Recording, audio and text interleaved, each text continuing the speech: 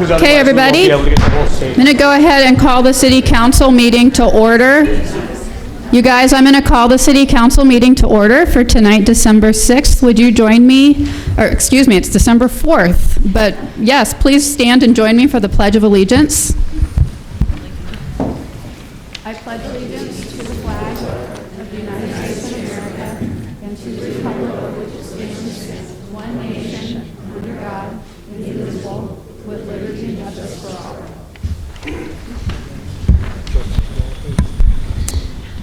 For roll call, everyone is here except for Mayor Engen and John Wilkins, and otherwise everyone's here. That empty chair is where I usually sit, but I'm here. Now it's time to, we have minutes to approve from November 27th. Are there any changes to those minutes? Seeing none, they are approved. And now it's time to schedule the committee meetings for the week. Ms. Rabine. Have a full slate of committee meetings this coming Wednesday, December 6th. The Public Safety and Health Committee will meet from 10 a.m. until 10:15. Public Works will follow. Is everybody okay? Alrighty. Public Works Committee will follow from 10:20 to 10:40. Parks and Conservation will meet from 10:45 to noon. Land Use and Planning will meet from 1 o'clock in the afternoon to 2:35. Administration and Finance Committee meets from 2:40 to 3 o'clock. And Committee of the Whole will round out the day from 3 o'clock to 3:35. And all of those meetings are being held right here in City Council Chambers at 140 West Pine. Thanks. Do the committee chairs have any issues, corrections to that schedule? Okay, then that will happen on Wednesday. Now it's time for public comment on items that are not on the agenda. I know a lot of folks are here for public comment on the subdivision, the townhouse exemption, and that's not this. That'll be later. So now is the time for public comment on items that are not on the agenda. Come on up to the mic and say your name for the record, and try to keep your comments to 3 minutes or less. Thanks. Hi, my name is Jim Conkle. I'm from Missoula, and I'm here because my son, for social studies class, had to come to get a civic engagement. And so I've said, since I'm coming, I might as well show him that giving public comment is not a huge deal, etc. I received the Bear Garbage Area warning letter from the city back in September. When this was passed 7-8 years ago, totally in support of it. We had a huge amount of bears in our alley and stuff. I'd come home at night and there'd be a black bear walking down the alley. Totally supported it. I followed for the first 6 months. Nobody else did. I said, screw that. I'm not getting up at 7 o'clock in the morning to bring my garbage cans out. Totally support it, but it all goes to, if you're not going to enforce it, don't pass a law. I know you've got the RV law tonight. If you're not going to enforce it, bag it. Figure out an enforcement technique before passing, whether you're talking the strict dog leash ordinance, whether you're talking the recreational home rental situation. I would tell anybody not to go through the hassle of becoming an Airbnb right now. There's no enforcement. Enforce it if you're going to pass it. That's my first thing. Second thing is, I voted for the school bonds. I own that part of my tax increase. I encourage you all as elected officials, if you come out in support of a city-county bond, don't talk about property taxes saying, oh, that's a voter-approved initiative. You've got to own your support for a government-passed bond. If you support a Fort Missoula Regional Park, you should not say that's the voters deciding it. You have to own it, just like I have to own the school bond tax increase. I voted for it, and I encourage you all not to try to act like that's a different part of our property taxes. Third, on the Fort Missoula Regional Park, it was called Parks and Trails. Parks and Trails, Parks and Trails, Parks and Trails. It was an open space bond. The law, I refused to pay the $15,000 to Tom Orr to fight it. It should have been followed the open space rules, where the allocation of $38 million for Fort Missoula, $1 million for trails, or $1 million for playgrounds, $3 million. It should all been separated out. I encourage you, every time you use the term, please, for my own cynical sake, please refer to the Fort Missoula Regional Bond forever on as the Parks and Trails Bond. I don't want to think it was a cynical marketing campaign that you called it Parks and Trails. so people would vote for it, when 38 million of the 42 was going to Fort Missoula. So I'm just requesting everyone refer to that as the Parks and Trails. It is not the Fort Missoula Regional Park bond. And that's the cynicism that has led us voters, citizens. We want transparency. That was a Fort Missoula, I know that was a county bond. That was a Fort Missoula Regional Park bond. Great marketing, allowed people not to know what they're voting for. And the last thing is, I disagree with some people's ideas, et cetera, but I so appreciate you guys' service. What you guys do for us, volunteering your time for the low wages you get, I sure appreciate your service. Thank you. Thank you. Oh, one last thing. Oh, On the letter, the letter reads, Allied Waste will provide a bear-resistant container for a very nominal cost per month. The word nominal should never be used in a government letter. $168 a year, $14 a month. It's all in the eyes of interpretation. I would encourage 3 revisions. 1, get rid of the word nominal in your warning letter. 2, get a wintertime exclusion from the law. Whether it's by weather forecast or December, January, and February, we should not be forced throughout hibernation season to get up at 7 o'clock to pull our things out. If you truly want the rule to be followed, let us bring our garbage cans out at dark the night before. Yes, it's not perfect, but you'll get 100% more investment in that law if we're allowed to bring our garbage cans out before we go to bed, rather than acting like we're gonna I make my son get up and do it before he goes to school. So I have a good labor support to get it out, but I encourage you to modify that, get rid of the wintertime months of that law, and also allow us to bring it out at dark, even though it's not perfect, but you'll get a lot more compliance if we're allowed to Okay. take it out the night before. Thanks. Thank you. additional public comment on items not on the agenda. My name is Mike Harrison. I live in the county, so I don't know if I'm allowed to speak here or not, so you'll have to, Yeah, you're allowed to speak. Just keep your comments to 3 minutes. I'll do my best. Thank you.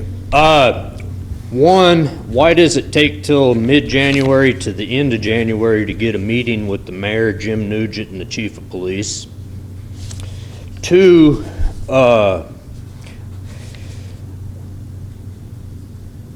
is there any chance of forming a type of a committee between the city and the county that there's a lot of city laws that don't apply to us that live in the county, but when we come into town from the counties, be it Missoula County or Mineral or some of the other surrounding counties, we're roped into these laws, and we don't know a lot of these laws.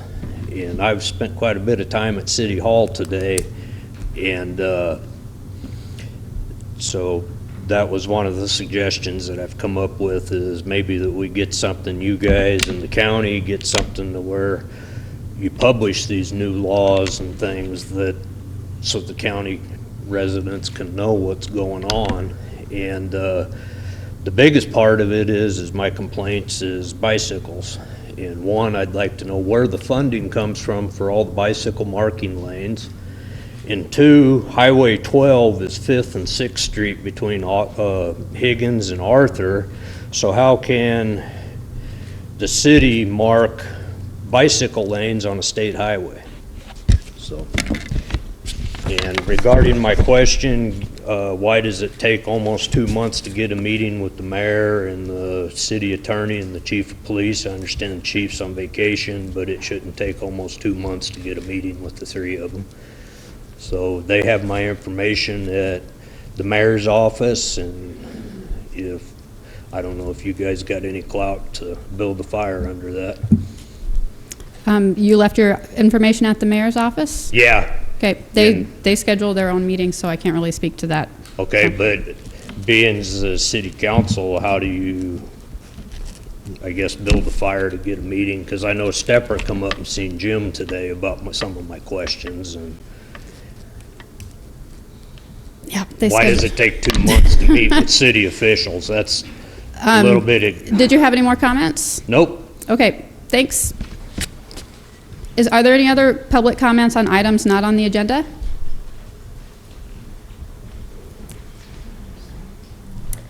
Hi, my name is Abby Lines, and this is Luke, and I'm the program manager for the Neighborhood Ambassadors Program, which is through the ASUM Renter Center.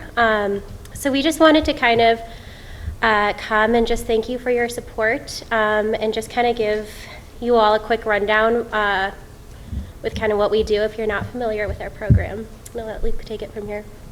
Sure. So the program was started, I think, by the university to try and increase the positivity in the relationships between student renters around the university district and the homeowners living there. So we host a variety of events to try and encourage communication and interaction between them, and we also publish a monthly newsletter talking about these events and other things happening in the Missoula community. For example, one of our events last month is we had, actually the beginning of, last month, is we had a composting event for all the pumpkins left over after Halloween. We collected pumpkins in the university district and smashed those and managed to compost around 150 pounds of a pumpkin in a really fun way that got everyone together and smashing things together. We also had a Halloween tabling event to pass out glow sticks to children on Halloween to try and prevent any car accidents from happening and things like that. We also do some conflict resolution stuff, kind of between between student renters and homeowners, and that's about it. Yep. Thank you. Thanks, Abby and Luke. Could you say your full name again for the record? I don't know if they caught it all for the minutes. Yeah, it's Luke Carlson. And Abby Lines. Great. Thanks, guys. Thanks for coming. Any more public comment?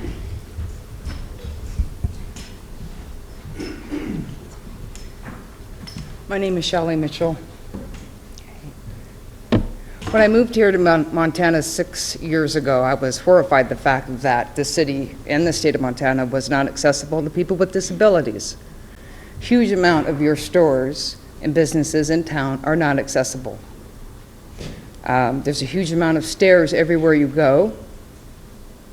And today was kind of my last straw when I went into a business that deals with other businesses, and their bathroom is in the basement. The only way to get to that was 2 flights of stairs. We have the Americans with Disabilities Act, and before that we had Section 504 of the Rehabilitation Act. It's considered segregation when a person with a disability does not have access to those who are able-bodied. And I know when you talk with businesses, they blame the city. Then the city always comes back with, well, we don't have the money. My job used to be years ago was advocating for the rights with people with disabilities, and that was not a correct response, because either you fix the issue, find out how much it costs, make people become compliant, or a class action lawsuit is usually filed, which costs a huge amount of more money, which I'm not here to do, because I don't advocate anymore. But everyone grows old. Your disabled parking is inadequate throughout the city.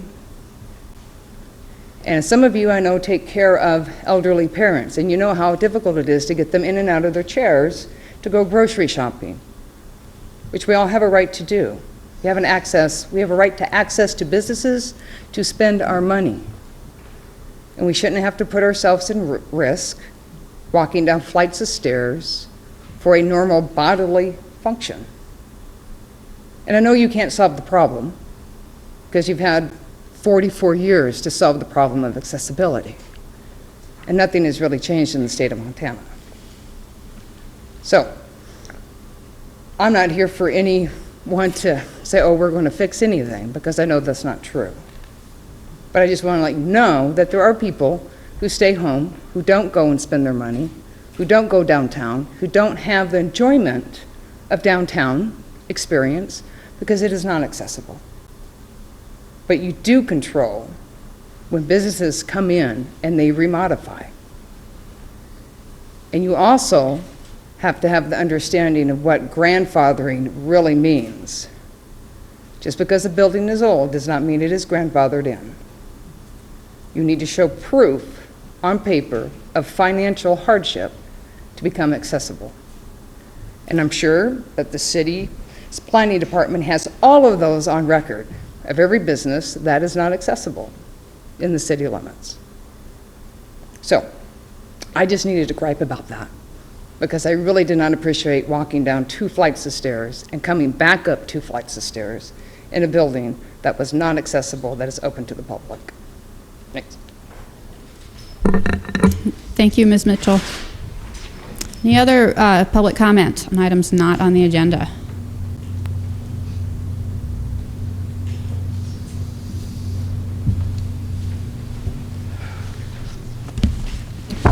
My name is Bob Moore.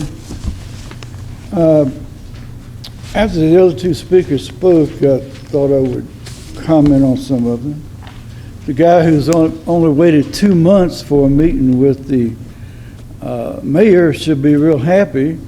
I asked to meet with the mayor, I don't even remember now, 1-2 years ago. I'm still waiting. I suspect he doesn't like me.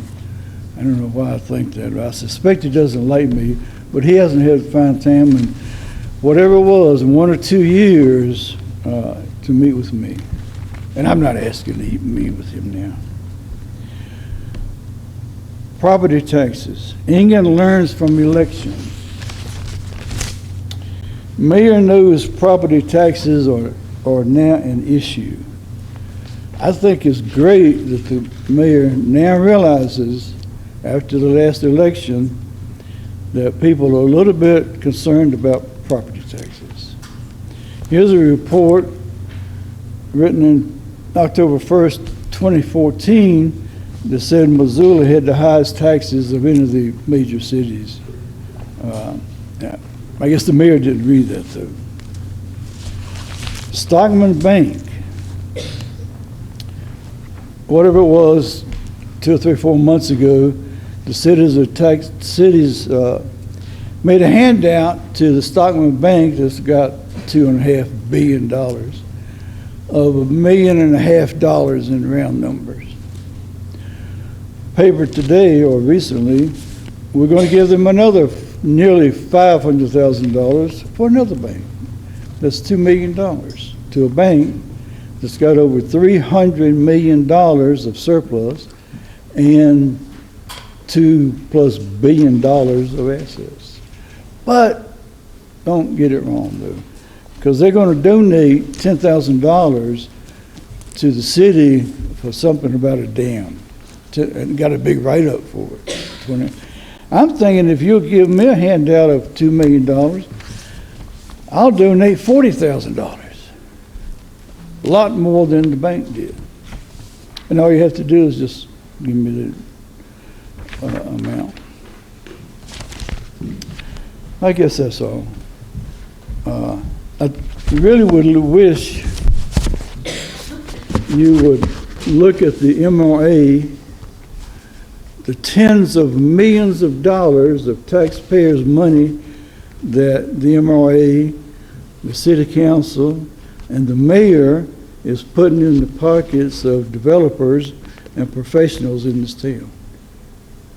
I've asked 3 or 4 times how much money is actually coming back into the general fund, and the mayor has refused to answer it. I think that's a fair amount of knowledge for them to provide to the citizens of where is this money going. I know where it's going. It's about 3.5 minutes. Thank you. Excuse me. Thanks. Any more public comment on items not on the agenda? Okay. We will move on to our consent agenda. Items on the consent agenda were approved in city council committees by unanimous vote. We save time at council meetings by voting on these items as a package. The city clerk will read the list aloud so citizens watching on MCAT will know what is on the consent agenda. We'll invite community comment on these items before we vote. Ms. Rabine? Thanks. Let's see. Tonight's consent agenda, it looks like we have 10 items. And the first, as always, is claims, which are the city's accounts payable. Every week, the city council approves all of the bills to be paid. And this week, there are $745,779.95 for checks that are dated tomorrow, December 5th, 2017. Number 2 is the first reading and preliminary adoption of an ordinance or a law. It's on ordinance amending Missoula Municipal Code Title 10, Chapter 10.22, Section 10.22.190, entitled Parking for Camping Purposes, clarifying requirements for parking recreational vehicles for camping purposes on a city street, and setting a public hearing on that matter for December 18th, 2017. Number 3 is to adopt a resolution of the City Council declaring the non-functioning trommel screen at the Garden City Compost as surplus property and authorizing its sale as scrap metal.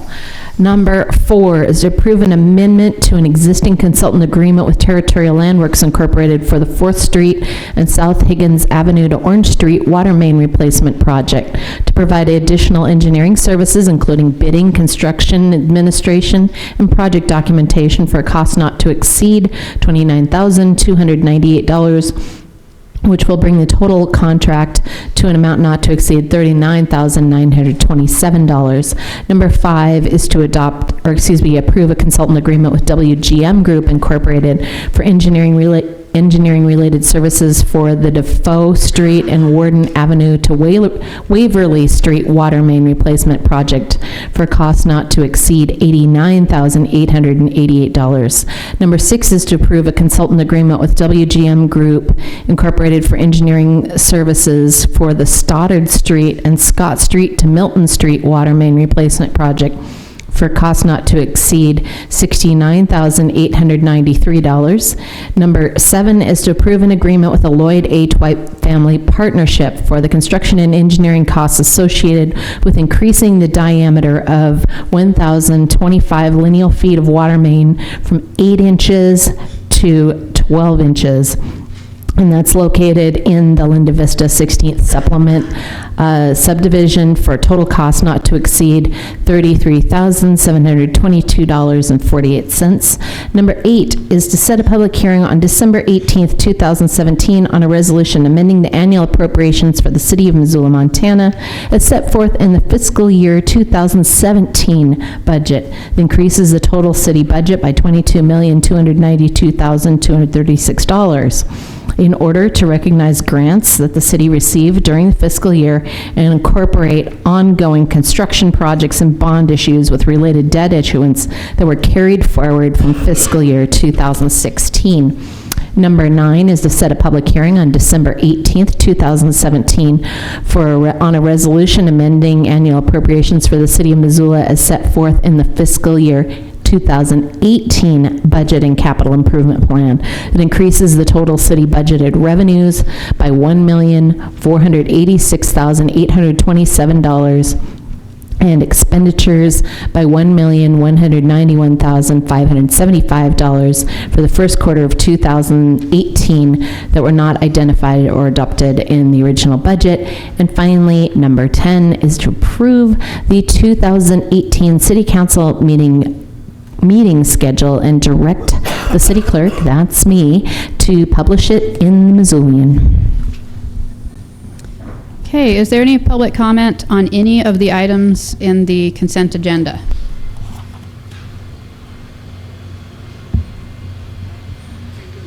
Come on up. Could somebody shut the doors to the hall? Thanks. I didn't know if you're going to go in order, 1, 2, 3 on that, Marilyn? No, this is for any comment on any of the items. Okay. My name's Kathy Dayshaw. I live on the South Hill. And I just wanted to comment quickly on the parking ordinance. So a couple things, and I couldn't find a reference to this, so bear with me. If it's already been covered, just please excuse it. I saw where you were striking sleeping in a parked vehicle, and I'm wondering if we could keep that in the ordinance and then put and/or recreational vehicle. If you remove parked vehicle, then maybe now they'll be sleeping in cars. So maybe you've addressed that in a different ordinance, but it looks like you were amending this one. This is a tough situation. As my mother would say, there for the grace of God go I. But there are resources for people who have found themselves homeless in Missoula. Family Promise provides shelter at many of our local churches. That's one option. If they can run to the library or something, I'm sure they can find out more information about that. But I kind of wanted to speak on this because from 2014 to 2016, I traveled to Seattle monthly for business, and I saw the jungle, the tent cities, and the RVs parking on the streets everywhere. And I can tell you that it became an enormous problem for the city of Seattle. We've had various things happen at my parents' house where some of the transitional people have been sleeping down by the river, and one decided to sleep in my parents' motorhome and then was stealing from the neighborhood and collecting everything and putting it outside of the motorhome. When we found out, things have disappeared from the property. So I do think that it's good to address some of these things.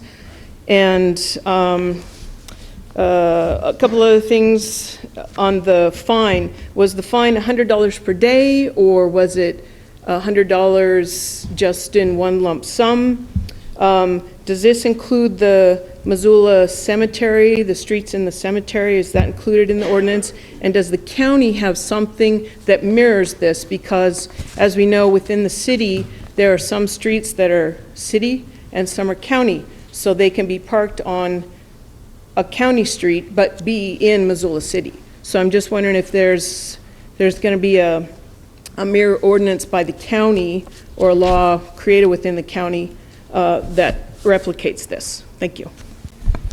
Thanks, Ms. Desha. I appreciate your comments. And as a point of clarification, in case other people were going to comment on this too, tonight our action is to set the public hearing. It's not to adopt the ordinance. And so we're going to have a full public hearing on, is it the 18th? Yes. And I hope we get a lot more comments too. And thanks. Thanks. And I'm clarifying it in case other folks wanted to comment, and so they'll know we're just setting the public hearing. So, yeah, and thanks. I just wanted to bring those little points up in case the wording can be addressed on that before the public hearing. Sure. Thank you. Thanks. Is there any other public comment on any of the items on the consent agenda? Mr. Moore. I was just reading number 8 about a 22 million change to the budget, I guess. I don't understand a word this thing says. It sounds like it identified revenues and budget transfers not identified in the original budget. I think you owe, if the words say what they mean, or mean what they say, then I think you owe the public an explanation of why $22 million was not identified in the budget last year. I sat through some of the budgeting process, and I was never so disappointed in an exercise in my life. But I think this should be explained to the public in an article, in the news, Missoulian and so forth, as to what this is. Not only what it is, but why it has happened. Thank you. Thanks. And just like the previous item, this is to set a public hearing, and there'll be a staff report and presentation at the public hearing. Okay. Any more public comment? I thought you were coming up to make public comment. Looks like you're taking photos. Okay. All right. City Council members, do you have any questions or comments on the consent agenda? Ms. Kares, and then Mr. Von Lossberg. I wanted to comment on the same item as Mr. Moore, the number 8 budget amendment, and say what you then said, Ms. Marler, about the fact that this will be a public hearing on the 18th, and we'll hear a presentation on it the Wednesday prior, the 13th, so there will be 2 opportunities prior to the vote. Obviously, this is a big deal, and that those questions should be answered, and they will be answered. So thanks for raising those questions. We'll be sure to talk about them at those presentations. Mr. Von Lossberg. Ms. Kares covered what I was going to mention about the committee meeting prior to the public hearing. Thanks. Okay. I think that we're ready for a roll call vote. On the consent agenda, Armstrong votes yes. Becerra? Becerra votes yes. Bentley. Bentley votes yes. Cares. Cares votes yes. DeBari. DeBari votes yes. Hedall. Hedall votes yes. Hess. Hess votes yes. Jones. Jones votes yes. Marlar. Yes. Marlar votes yes. Von Lossberg. Von Lossberg votes yes. And West. West votes yes. Would any of you like to change your vote? That's 11 ayes and 1 absent. This is the time when we have comments from city staff, agencies, boards, commissions, authorities, and the community forum, but I'm not aware of any of those tonight. Is there anyone here for any of those categories? Okay, I didn't think so. They're not on the agenda.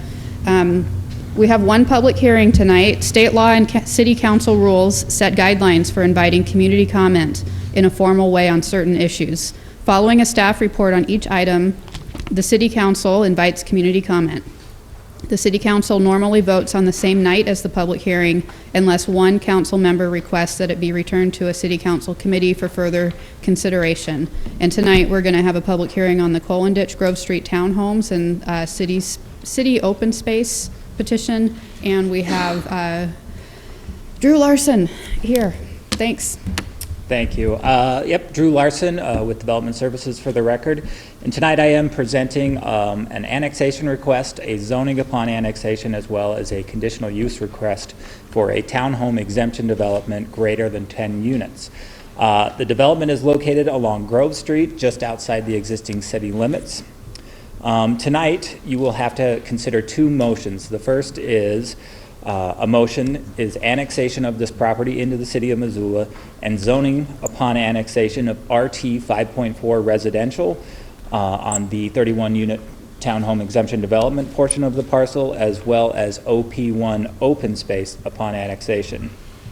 This motion must be approved for council to vote on the conditional use. If the annexation and zoning upon annexation is not approved, the property will revert back to its status in the county.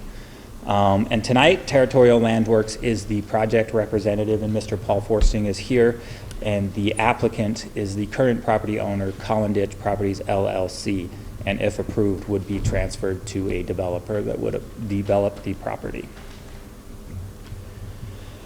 So the location of the property to be annexed is highlighted here in blue. As you can see, the existing city limits are in the orangish color.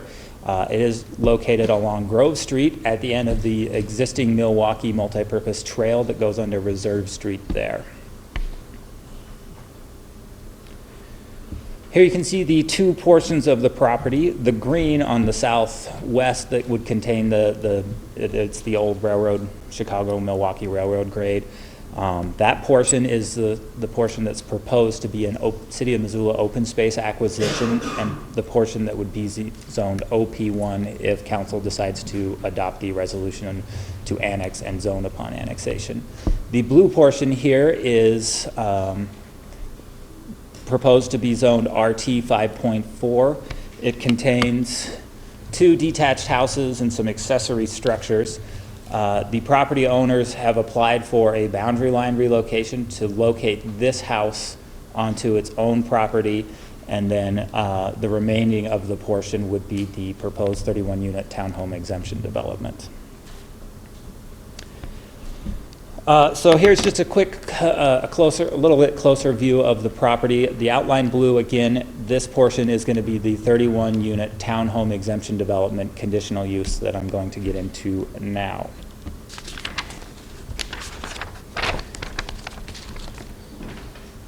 So when I went out posting the site to let the public know that there's going to be a conditional use public hearing this evening, I was able to take a few photos to help familiarize ourselves with the site.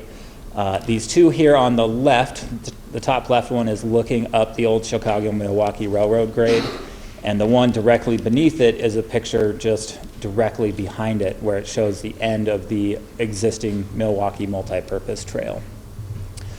This top right photo is looking up Grove Street, looking north. As you can see, there's no city sidewalks, any active transportation facilities. It's kind of tough to see in this photo, but there is an irrigation ditch that runs along Grove Street and adjacent to the subject property. So just a few more photos. These two here on the left are taken from the northwest corner. This top right one is at the end of an existing trail that was part of the Riverside subdivision. It is existing and would be continued to be used to access the city open space that if the conditional use is approved tonight, the open space will also move forward. And then this one is at the end of the Milwaukee Railroad grade, looking back towards Missoula. You can see Mount Sentinel there in the background. And then here on the right are taken from the southwest corner. This is on top of an existing county levee. And so a majority of the property is behind. It's a Zone X floodplain. It's not a regulated floodplain because it's protected by a levee. And so you can kind of see it here where the levee is right here and then it drops down. And so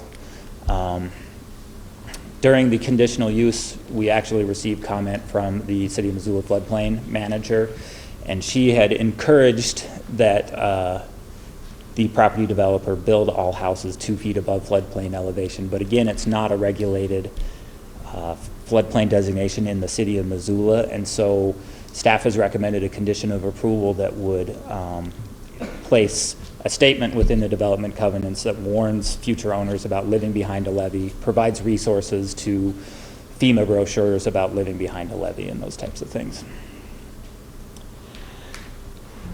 So the applicable regional plan is the Our Missoula City Growth Policy 2035, which was adopted in November of 2015. It recommends a land use designation of residential medium, 3 to 11 dwelling units per acre, shown here in yellow, as well as parks and open lands, shown in the top right corner in that darkish green.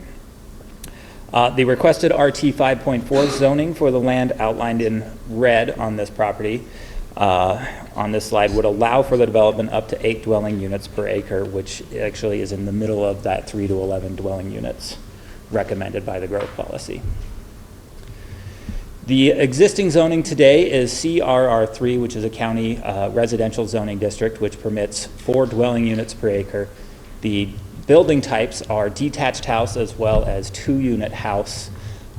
Those are approved as a special exception in that county, but duplexes and single family are permitted, and it's 4 dwelling units per acre today. Surrounding city zoning is RT10 directly to the north, which is that Riverside Addition subdivision. This is an approved subdivision but has not gone through final plat. Both of those in the RT10 were approved under previous zoning regulations, Title 19 and old subdivision regulations. It was RLD4, which permitted clustering. You would take the density from the roadways, you'd take density from the open space, and you could have smaller lot sizes within that RT10. The RT10 today requires 10,000 square feet per dwelling, as well as a minimum lot size of 10,000 square feet. So if the property north of there and south of there were approved as subdivisions today, they'd have to have a maximum of 10,000 square foot dwellings. But so that's it on the zoning. So this is just a quick, simple site plan showing the proposed 31-unit townhome exemption. The townhome park here on the left side right there, these are all the 31 dwelling units. And the stuff down here is the proposed city open space acquisition. And this is just a concept right now, but it's showing the Milwaukee Trail continuing through here. Right here highlighted in red is that existing trail that I showed in those photos that was part of the Riverside addition. And that is constructed and would be used to access the townhome park as well as the larger open space. So yeah, per that townhome standards, that townhome park needs to be 11% of the proposed parcel that's going to be used. And so they have provided a just under half an acre of parkland for that. Agency comment was received from City Parks in support of the open space set aside for the townhome park. Following the November 29th land use and planning meeting, which took place last Wednesday, City's park staff and the applicant agreed that the townhome park should be dedicated as open space to the city. So staff sent out a memo on Friday, December 1st, with an amendment to condition of approval number 10 reflecting the townhome park dedicated to the city as open space. So along with that, staff recommends deleting condition of approval number 11 if the townhome park is dedicated as city open space.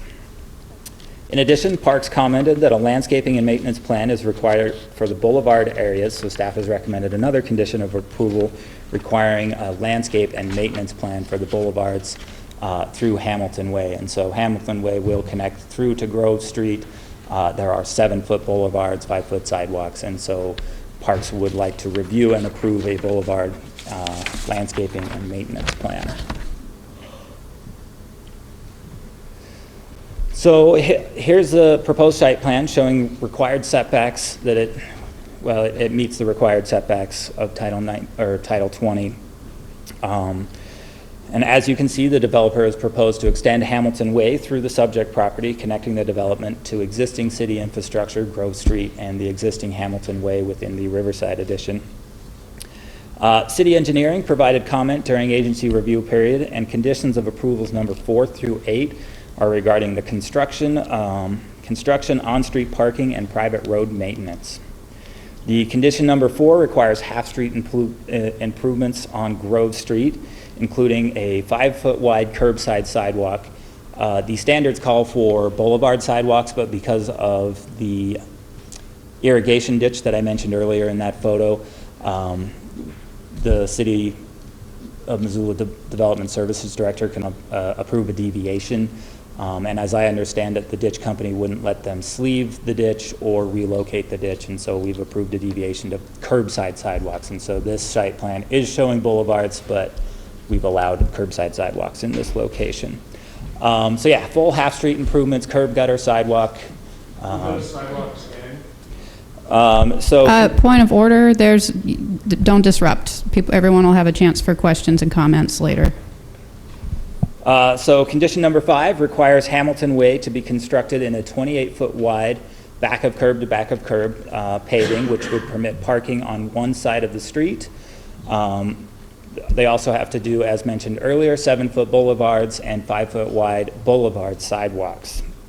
And this was required as a minimum within a 54-foot wide public access easement and private road.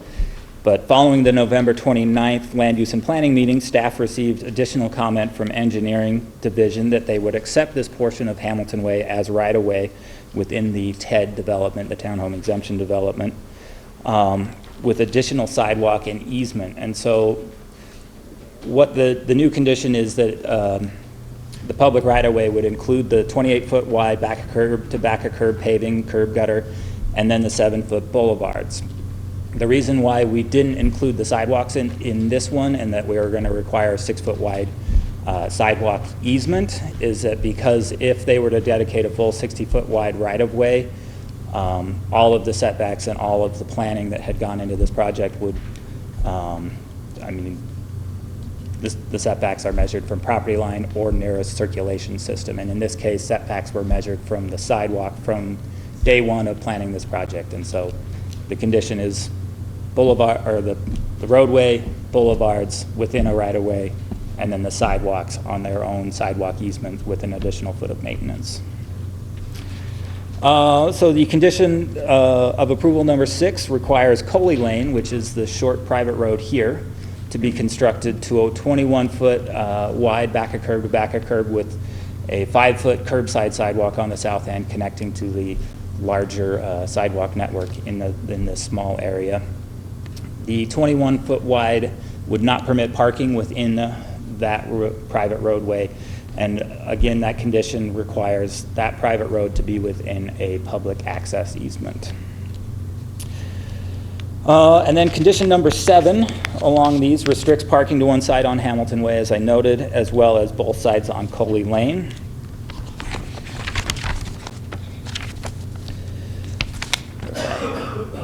So again, being a private road within a public access easement for Coley Lane, condition number 8 requires a statement within the development covenants stating that the construction, maintenance is an obligation of the owner or the property owners association. So staff has recommended condition number 8 with a statement within those development covenants to warn future residents.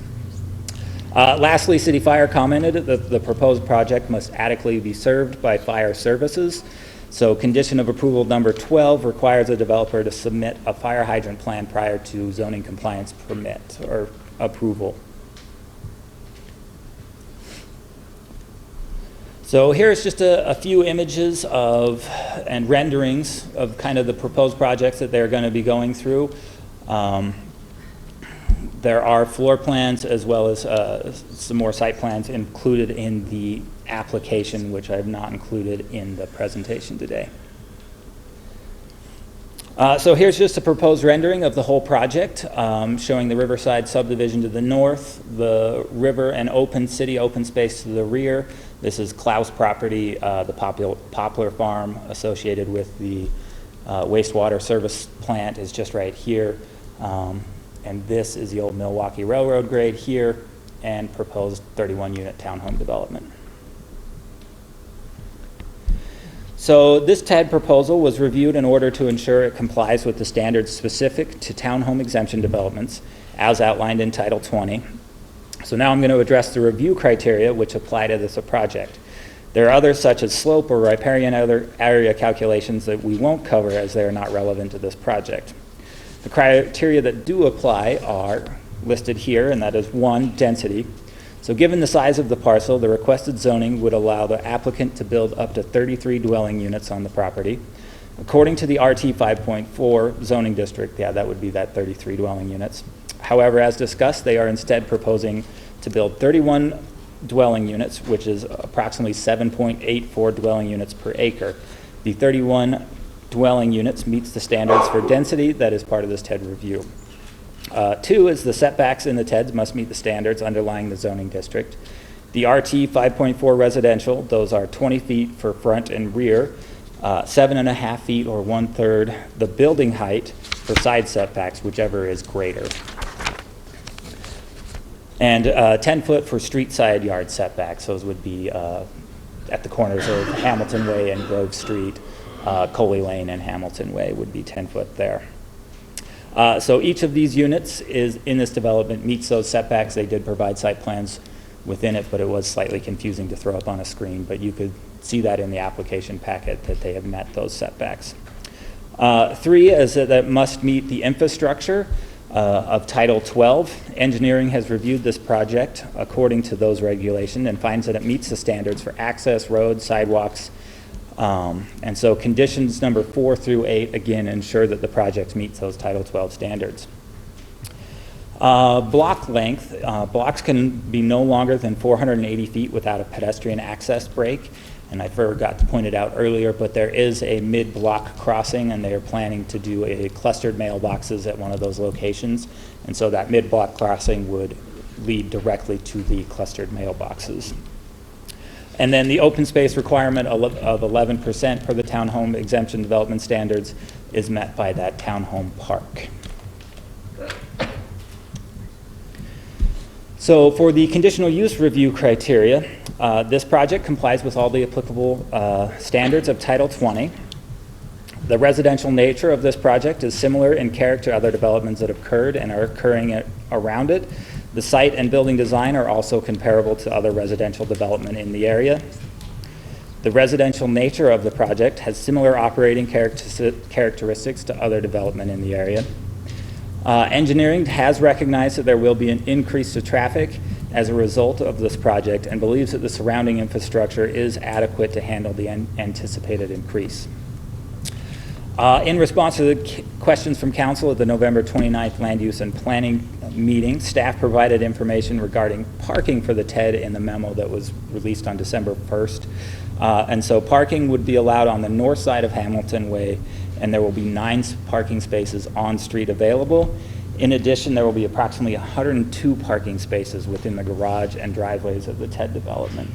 So this is just a quick kind of roughly thrown together thing I did on Friday for the parking. The blue square shows the off-street parking for all of the projects. So a majority of these have 4 off-street parking spaces per. Some are limited to 3 or or even 2, which you'll see here in a second. And so this was the majority of off-street parking that would be permitted on Hamilton Way, and that's 5 there. And then this is the east side of the development, again, 4 on-street parking spaces, and the blue represent the number of off-street, for a total of 102 off-street parking spaces for 31 dwelling units. So just in the next few slides, I'll cover the conditions of approval as amended to reflect the townhome park, dedicated as city open space, and the Hamilton Way dedicated as right-of-way. One is that if the annexation and zoning upon annexation failed, then the conditional use will not move forward tonight. That the approved site plans must meet all applicable portions of Title 20 and must substantially conform as approved tonight. Comment was received from the Missoula Air Quality citing the Missoula is susceptible to radon, bad air quality regarding wood-burning stoves, and that energy-efficient homes lead to improved air quality. So condition number 3 requires statements regarding all 3 of these be stated within the development covenants for the project. That would be prohibiting wood-burning stoves except for the pellet stoves that they approved today. Radon, it's just mentioning that Missoula has radon issues, that if we've all bought houses, we usually have to do a radon test. And that they're just encouraging energy-efficient homes to improve Missoula's air quality. And number 4 addresses the half-street road improvements on Grove Street that I mentioned before. So as noted earlier, staff has provided an amendment to condition of approval number 5 regarding Hamilton Way. Here is the condition with underline and strike through to show the proposed amendment. The first amendment is that Hamilton Way will be dedicated within that 42-foot wide right-of-way to provide the paving, curb and gutter, and 7-foot wide landscape boulevard, drainage facilities, ADA facilities. And the second amendment is to provide a 6-foot wide sidewalk easement on both sides of the road in order to accommodate 5-foot boulevard sidewalks and 1 foot of maintenance. Conditions number 6 and 7 in the staff report, which are street improvements to Coley Lane, which is a private road within a public access easement, and number 7 restricts parking on both sides of Coley Lane and on the south side of Hamilton Way. Condition of approval number 8 is amended to delete Hamilton Way from the private road maintenance statement within the development covenants. Condition of approval number 9 requires a boulevard landscaping and maintenance plan prior to zoning compliance approval for the boulevards located in Hamilton Way. So condition of approval number 10 is also amended to reflect the dedication of the townhome park as city of open space. In addition to the dedication, staff has included a statement to protect the open space area during construction disturbance. And so the majority of it was that the park would be dedicated as public or City of Missoula open space that would blend with the larger open space acquisition planned after the annexation and zoning upon annexation. And the last statement is just to ensure that to ensure that the quality and the open space character of that townhome park is protected as well as the larger town or open space.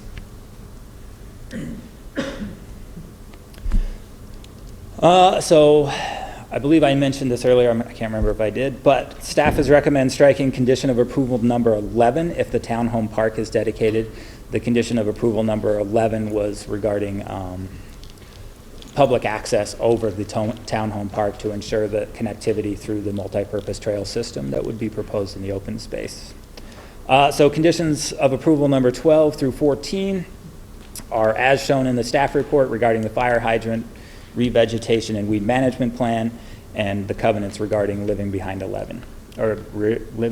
levee. Lastly, condition number 15 states that the amendments to the development covenants may not be amended or deleted without prior written approval of governing body approval, as further amended to delete reference to the townhome park landscaping and maintenance plan. So again, as I mentioned right at the beginning, that there are 2 motions to consider tonight.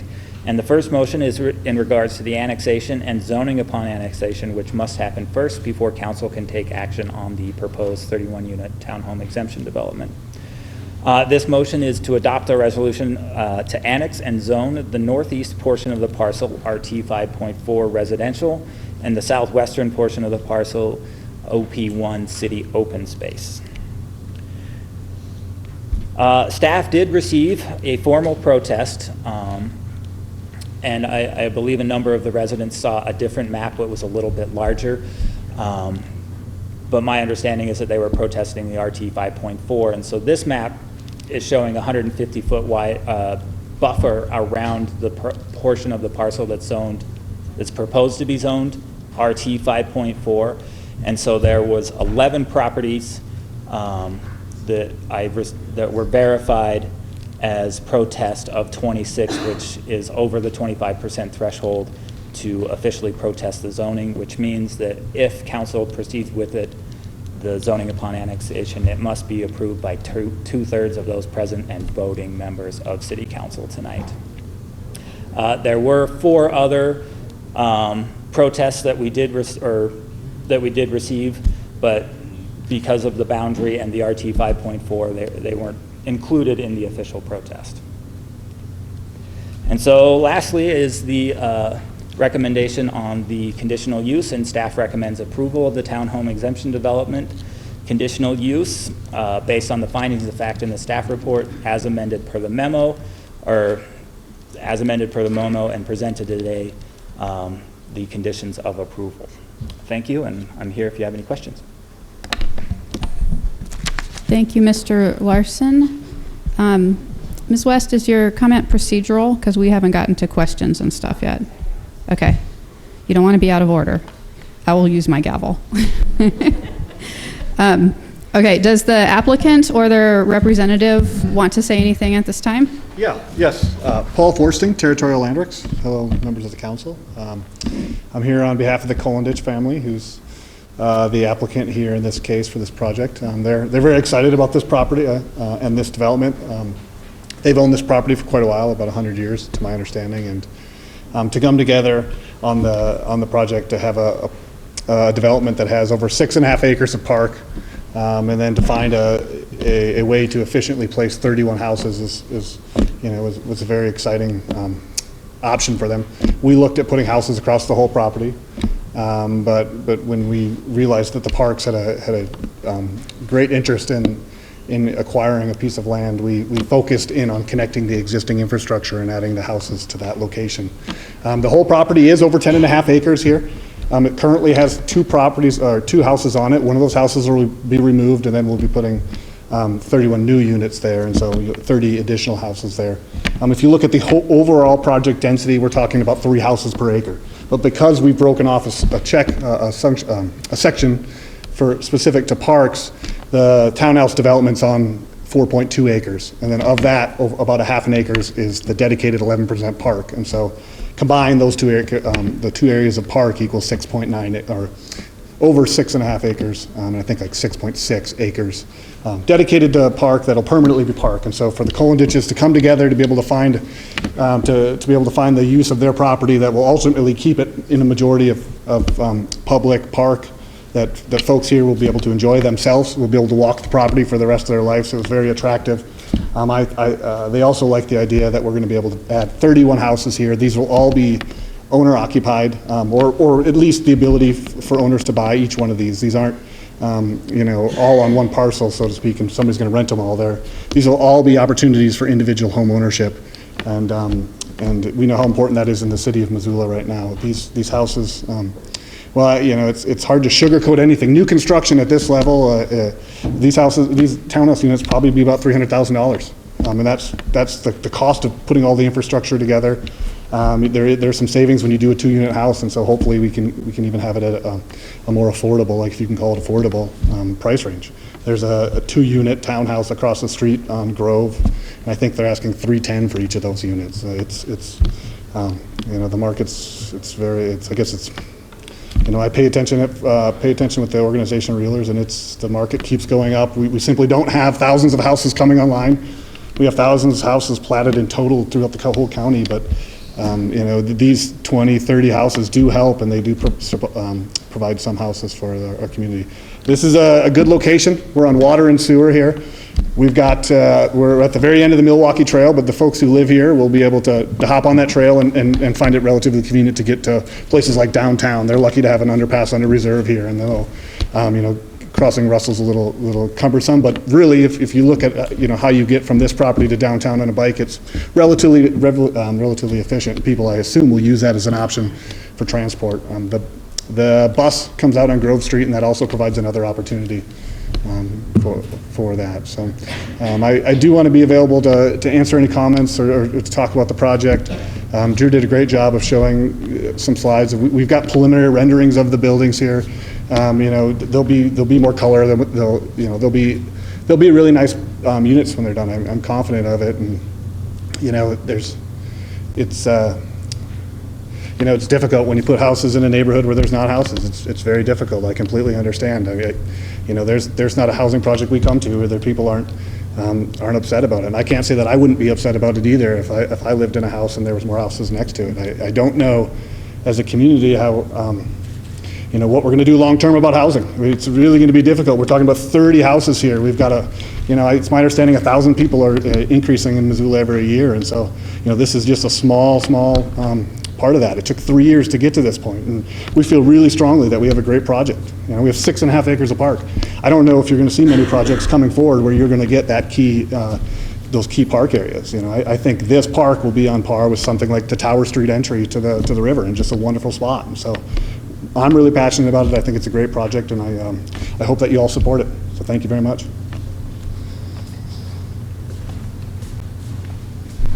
Okay, so I'm going to open the public hearing now, and just some reminders of our rules, because I think some people haven't been to one of our public hearings before.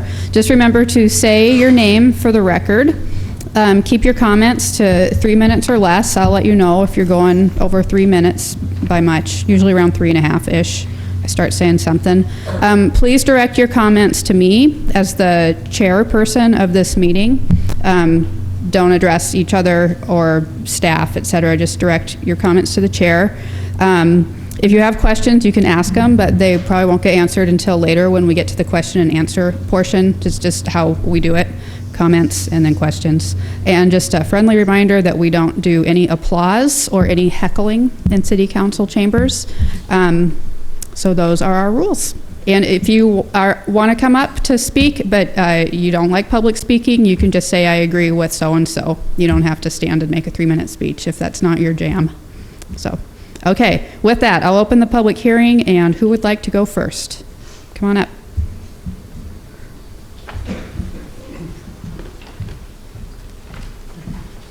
Hi, my name is Morgan Hirschenberger, and we held a public meeting last night with a bunch of the neighbors in the neighborhood in regards to the zoning change request.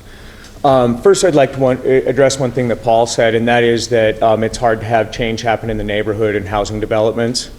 Nobody that I talk to in our community is against having a housing development. What we're against is the proposed density and the proposed traffic at 8 houses per acre. The whole area is all 4 houses, 1 to 4 houses per acre, or excuse me, the vast majority of the area. Grove Street is the only street that serves our area. Any house that's accessed by Grove Street, the only access to the house is Grove Street. And I think that that's material before we get started. So I have some prepared remarks here that we agreed upon as a community. Due to the 3-minute rule, I'm not going to be able to get through these, and what we decided is I'm going to read through as far as I can get, and then somebody else from my community is going to pick up where I left off. But can everybody who's here to protest the Collinditch place raise your hand right now? So you can see we've got a substantial neighborhood agreement that we've got some concerns here. So to get started, we believe that the zoning request should be denied. The zoning request itself, irregardless of the conditional use, the zoning request itself does not meet the primary standards that it's required to meet. Number 1 requirement is public hearing notification to adjacent property owners. And number 2 is the minimum review criteria as outlined in Montana Code annotated 76-2-304 as referenced in the city's website. So to first address the failure to provide public notice of the public hearing, the requirements as outlined in statute, quote, mail notice of public hearings on zoning amendments must be mailed first class to the subject property owner and physical address, as well as owners and physical addresses of properties within 150 feet of subject parcel at least 15 days before the scheduled hearing. The claim in public record is that certified mail was sent to all property owners within 150 feet. That did not happen. There were no certified mails sent. Maybe that's a strong statement. To our knowledge of everybody that attended our community meeting, none of us that received the mailing received it certified mail, so that statement is inaccurate. The reality is that the property owners who did receive the notice did not receive it certified mail. Several of the property owners did not receive their notice until after the public comment period had closed. That's why you only have 2 public comments, is because the public comment period had closed when people received their notification of public comment. And number 3, some property owners never received the notification in the first place. The map of public comment requirements that was shown by the city just now is materially different than the map that we were provided and does not show accurately some of the property ownership boundaries, and we believe that if provided proper opportunity and time, we can prove these claims. Despite the lack of the timely notification, we were still able to organize with very limited time as a community to be able to achieve the protest petition requirements. So that's the failure to notify is a very big deal. We didn't get a chance as a community to even respond to this, even though it says in public record that we were notified. So that I think is very important there. And then number 2, the failure to meet the minimum review criteria as outlined in Montana Code annotated. The proposed zoning would change the proposed zoning would allow for 8 dwelling units an acre. Right now, the property is zoned to 4 dwelling units an acre, so that's a fact. So number 1 out of the MCA 76-2-304, zoning regulations must be made in accordance with the growth policy. So the proposed zoning RT 5.4 is not in accordance with the comprehensive growth plan provided in the executive summary, page 7, items 12 and 13. Item 12, the regional plan recommends medium density with 3 to 11 dwelling units per acre. It does meet that. But the vicinity plan recommends 4 dwelling units per acre, and if they go to 5.4, that would exceed the 4 dwelling units per acre outlined in the vicinity plan. Okay, Mr. Hirschenberger, you're a little over 4 minutes. All right, thank you for your time. We'll let somebody else from the community pick up where I left off. We're on top of page 3. My name is Terry Hunt, and I live within 150 feet of this proposal. And I'm just going to continue on where Morgan left off from. Zoning regulations must be designed to promote public health, public safety, and the general welfare, and facilitate the adequate provision of transportation, water, sewage, schools, parks, and other public requirements. The proposed zoning would have harmful effects on public safety and general welfare. The increased motor vehicle traffic would create a hazard to public safety due to the following: substantial increase in traffic, 62 more cars expected from site plan, and 8 to 10 vehicle trips per day per dwelling. No continuous sidewalks on Grove Street. Apparently that's changed because we weren't aware of any sidewalks before. This neighborhood is a school bus route serving many elementary-age children. The increased traffic created by the proposed zoning may create hazardous situations for the neighborhood children.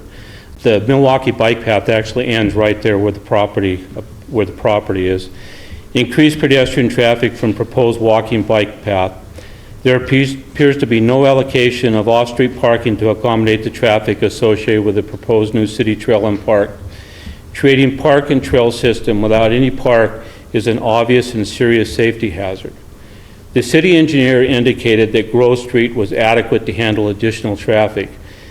We believe that the engineer failed to consider substantial through traffic Grove experiences from people circulating the stoplight on Reserve and 3rd Street. In the adoption of zoning regulations, the governing body shall consider reasonable provisions of adequate light and air. The proposed houses create a virtual wall nearly 25 feet high, Set back only 20 feet from the majority of the north adjacent properties. This will substantially limit the light and views from the properties on the south perimeter of the streamside development. The effect on motorized and non-motorized transportation systems. The proposed townhouses would substantially increase both motorized and non-motorized transportation. The creation of a new bike path in City Park will increase all forms of traffic. Grove Street is a single access point to all homes in the community. Grove Street is already in poor repair. The additional traffic will create conditions which will be harmful to the community and potentially dangerous. The increased traffic will have negative impacts at the already dangerous intersection of 3rd and Grove Street. I'm probably close to 3 minutes, aren't I? Okay. You can hand off now, or, okay. Page 3, I guess. I applaud you guys on your organizational skills. This is impressive. My name is Thomas Orr. I live at 2619 Roderick Way. I was one of the houses that was marked blank because there was no protest. Reason I did not protest is because I never received the notice. The proposed zoning would have a substantially negative impact on traffic in the local area with no plans for mitigation. The promotion of compatible urban growth. This is up for interpretation, but is there a definition of precedent to look at? The character of the district and its peculiar suitability for particular uses. Grove Street is a residential with some light agricultural uses. The land in question of development has been used in the past as light agricultural. It's been a horse pasture and non-irrigated hay crop. The proposed zoning would not be in character with the surrounding area and would not observe its peculiar suitability for light agricultural use. The surrounding area is primarily made up of single-family homes on single lots with light agricultural use in the back. The proposed zoning would create an island of high-density structures, 8 dwellings per unit, inconsistent with the character of the neighborhood, which is approximately 1 to 5 dwellings per acre. The proposed zoning would not allow for the light agricultural use characteristic of the neighborhood. The height and size of the structures proposed would be particularly uncharacteristic of the surrounding properties. Conserve the value of buildings and encouraging the most appropriate use of land throughout the jurisdictional area. The requested zoning will inevitably reduce property values of all adjacent homeowners. Given adequate time, we are confident that we could provide definitive proof of this statement. I can say that I moved into this street on Roderick because it is a very pleasant neighborhood with different architectural styles. None of the houses resemble what they're proposing, which I find to be look like sterile boxes and that are jammed together. The requested zoning will inevitably reduce those property values of all adjacent homeowners. The current zoning allows for 4 units per acre is the most efficient and appropriate use of the land. The current zoning fits well with the adjacent developments and structures, providing the opportunity for comparably affordable residences. The proposal would be an undue burden to the current properties, particularly the properties directly to the north of the streamside development. And to approve this zoning request would be to ignore the rights and desires of adjacent property owners for the desire of a single owner's request. Can you tell me where I'm at? You have another minute. Zoning regulations must be designed to promote public health, public safety, and the general welfare, and facilitate the adequate provision of transportation, water, sewerage, schools, parks, and other requirements. Oh, pardon me. Flip it over to the last page. Okay. We believe the City Council should deny the zoning request as it fails to meet the basic procedural and review standards. If not outright denied, request that the city delay vote on this measure until proper notification has been provided to all property owners within 150 feet to ensure that all interested parties have the opportunity to provide public comment that can be recorded. Okay, thank you. Is there any additional public comment on this item? Oh, just come on up to the mic. Point of order. But come on up to. Change to perhaps give us the graphic of the zoning. You have to come to the mic and say your name. Hi, I'm Bob Harkin. I'm just asking that the graphic be changed to where it reflects the zoning as it currently stands. We can all I think watch we can do that. as opposed to the text. Did you want to make a comment? I do. All right. How'd you know that? Or were you just curious about the zoning map? Oh, no. Okay. I'm here. Go ahead, and I'm starting the All right. timer. So Okay. first of all, my name is Bob Harkin. I live at 2710 Roderick. I'm one of those that has not received notice. There was a comment in some of the staff report that notice was mailed to my former address in Florence. I don't know. I got forwarded mail today. I got my tax notice. I get my water bill. I don't know. You can see that that proposed area is surrounded by RT10. I'd like to put a little personality. There are lines drawn on the graphic up there. I'd like to put a little personality to that, if I may. Computer man, where is he? Oh, Julie. I'd like to go back. I need to let's go to the desktop. Did- Here.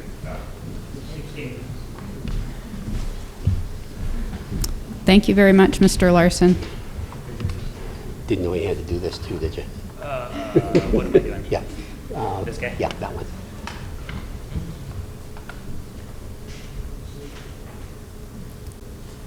No, but up at this up and down. Okay, good.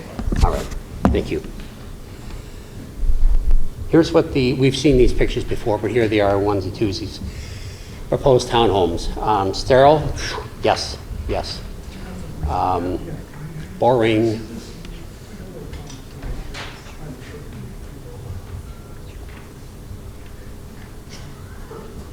Now, here's the traffic plan. For some reason or other, you'll see that what little arrow is in the red up there. I don't know, you think it doesn't exist, but that's a road that goes north and comes into Grove Street. So there's going to be a lot of traffic coming River Road, Grove, and right down Hamilton. I'm guilty as charged. I do it all the time because you avoid coming up the back way on the light. There's no reason they shouldn't be doing it. I mean, whoever comes in is going to be smart enough. Our point being, of course, high traffic volume to there. That little area where the arrow is, two cars can pass, but it's tight. And here's how it looks. This is off of Google. Somehow got omitted from all the plans. They, for some reason, chopped off the little roundabout right there at the bottom left so that you didn't see that the road actually goes up, and that's where the traffic will come right into the townhome development, if approved. Once again, we're opposing the zoning, not the fact there's a development. In fact, nice homes down there would be just fine, I think, with all of us. Here's some typical homes in Streamside. Was referred to as Riverside, but it's a typo. It's called Streamside. Very standard home in the area. I didn't pick the worst, the best, just right down the block. Last night's snow on the ground there, thank you.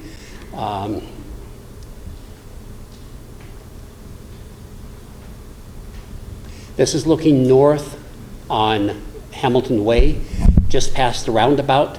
This is where they'll come in. It's a very narrow road there. Mr. Harkin, you're a little over 3, if you could wrap up. Okay, I'll Thanks. wrap it up. Looking south into the development. These are homes down on Quinn, Court, and Everett. Again, small, modest homes, very nice homes down there. Thank you for your time. And once again, we're not opposed to development, but like Morgan had mentioned, we're after safe, logical development for our area. Thank you. Thank you, Mr. Harkin. Next public comment. Hi, I'm Kevin Larson. I don't know if any people were here about 8 years ago when they put Hamilton Way through. It used to be a cul-de-sac coming off of Grove Street, turned into the cul-de-sac. There was 7 houses. And when I bought, I was told that it was a cul-de-sac. Then you people made us put a road through, and we came with a compromise because we were told it was cul-de-sac. You said there was going to be a road for emergency people. And we came up with a compromise that's why they have that real skinny part on Hamilton Way that's only like 16 feet with no parking, because they said, oh, there wouldn't be any traffic coming through here. It's just mainly for emergency people. And that was with the understanding that the new housing that would go in Roderick Way and the next subdivision would be as planned at the time, 4 per acre. but now you're gonna like triple it, and still got that little narrow spot that you guys agreed upon that it would be there because we're only gonna have 4 per acre over there, and now you're trying to renege on your plan. And I don't think that's fair. I feel like I've been sold a pig in a poke here or something. And secondly, I don't know if any of you have ever been on Grove Street like 3 o'clock in the afternoon or later. You can't get on 3rd Street and you can't get on Reserve Street. It backs up forever. And you put 100 more cars on there, it's just going to be worse. Thank you. Thank you, Mr. Larson. For the record, my name's Laura Myers, and I'm also a resident on Grove Street, and I'm very excited that so many of my neighbors that I don't know, some of them I do know, came together in such short notice. I literally just saw the sign posted that's like this big on the fence a couple of days ago, so there was not much public notice for the people that live there. And I know a big concern is definitely the traffic, but as a parent, I'm concerned about if there's going to be that many more people. They're probably slated to go to Hawthorne, which is already way above capacity for children. And I know that a bunch of developments just went in down 3rd Street. And so I'm wondering where are these kids going to go to school? Because I know that Hawthorne can't accommodate them. And I mean, it's just a concern that I have for that area, as well as the traffic. And also, the park seems like a nice idea, but how are people going to access that if there's only 5 off-street parkings and it's supposed to be a park open space for the city, but how are people going to access that? And it's just a really small portion at the very end of the development. That just seems, I don't know, like they're trying to make it appealing to people that they're going to be giving us open space, but a half an acre as a park dedicated to the city just seems really small to me with that many people coming. So those are just my concerns that I have as a homeowner on Grove Street. Thank you, Ms. Myers. Don't be shy, you guys. Come on up. Hi, my name is Cheryl Harkin, and I live within the 150 feet of this property that's being proposed as well. I'd just like to review criteria for conditional uses per Missoula zoning code, section 20.85.070H. Conditional use applications may be approved by the City Council only when they determine that the review criteria listed below, as applicable, have been satisfied. All of the applicable review criteria must be addressed in the City Council's findings of fact in support of their decision. This community that is proposed is not compatible with the character of the surrounding area in terms of site planning, building scale, and project design, as was shown with our PowerPoint presentation. Other factors to be considered per Missoula zoning code section 20.85.0701 are in determining whether all applicable review criteria has been satisfied, the City Council may specifically consider the following factors. And the one that we want to bring up is design, that buildings, structures, and uses are compatible with adjacent properties and uses in terms of physical design elements such as volume and mass, management, building materials, color, open space design, screening, any applicable use, specific standards, and any other design elements considered important by the City Council. And from my own personal opinion, this is our neighborhood, and we are asking that you give us the chance to present our comments, because this is not compatible with the neighborhood that we live in, and we did not have proper notice, and we request that you delay approval of this zoning so that we have a chance to present and it become a fair process. Thank you.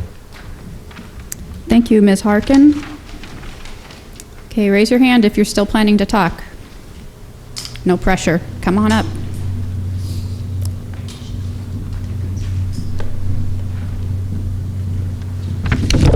My name is Rihanna Hirschenberger.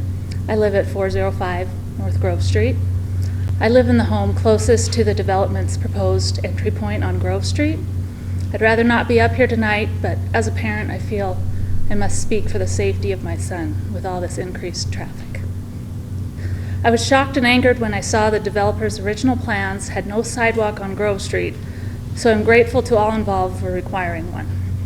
However, a few hundred feet of sidewalk is not enough to protect pedestrians from the significant new traffic on a street that is regularly used as a high-speed reserved street alternative. Considering the impacts from reserve, which I detailed in my public comment letter, and I won't repeat them here, I think Grove Street needs speed bumps or another traffic calming device. I believe the conclusions of law and traffic safety in your staff report are incorrect and that we deserve a thorough traffic and safety study. I would also like to speak to the development's incompatibility with the surrounding area. The conclusions of law in your staff report claim the development would be compatible in terms of design and scale, but I think as we have proven tonight, this simply is not true. It just isn't possible for a development with most structures ranging from about 3,500 to 3,700 feet to be compatible with adjacent homes that are only about 1,600 square feet to the low and mid 2000s. The massive scale and quantity of these structures cannot possibly preserve the sun, light, and views of the properties to the north, factors which you are supposed to consider. My property, for example, would be bordered by 3 of the 2-unit structures and part of a 4th. Buildings 1 and 2 are designed to be about 3,500 square feet, and buildings 3 and 4 about 3,700 square feet. And unfortunately, our home was not even shown on the plot, the bird's eye view that you all saw tonight. It's just shown as conveniently shown as just a parcel of trees. When my husband and I bought our house 12 years ago, this field was zoned for 4 houses an acre. We never considered nearly 8 could be allowed, and especially did not expect to be bordered by 4 of these enormous, ugly structures. The city park and trail would be a great addition to the community, but please don't justify rushed, bad development. I think we've shown tonight that this project demands more planning to preserve the safety and character of our neighborhood. Thank you for your consideration. Thank you, Ms. Hirschenberger. Hello, I'm Erica Bruner. I live right next to the proposed development at 2714 Hamilton Way. One thing that I think that is important to bring to your attention is owning a home is the biggest investment that most people make in their lives.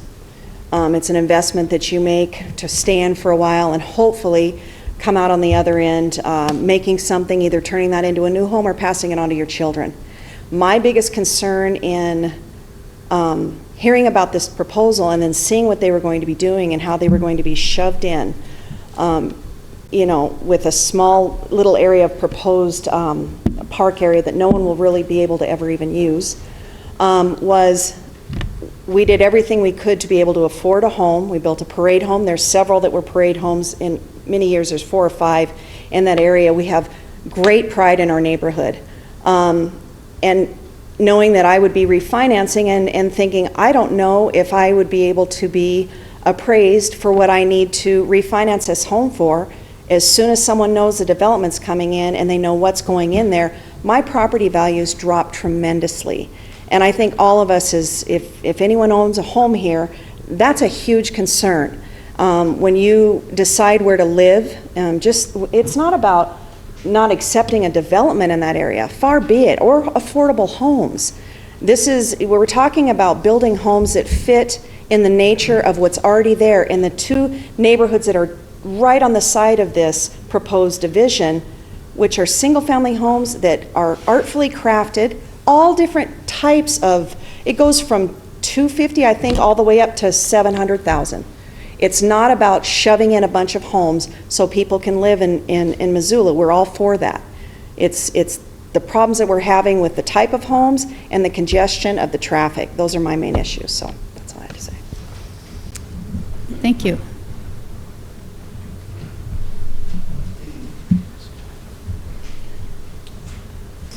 Norman White, 2624 Hamilton Way, Missoula. I think the evidence is in, and I respectfully request that you acknowledge the citizens of Missoula as opposed to the developer, and I respectfully request that you deny the rezoning, don't delay it. I think it's the right thing to do. Thank you. Thank you. Any more public comment?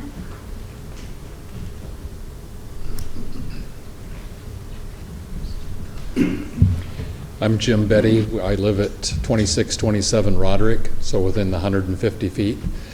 And it's very interesting for me to participate on this side of this issue, because I just 3 years ago stood in front of you desiring and proposing a zoning change on 39th and Russell, and the homeowners on 39th said, in a large majority of those homeowners said they did not want to change the character of 39th, and so I did not get the zoning change, and I respected your evaluation of that and taking the temperature and the feelings of the homeowners into consideration. And the development that we did on that corner, I think, was very much in keeping with the character of 39th.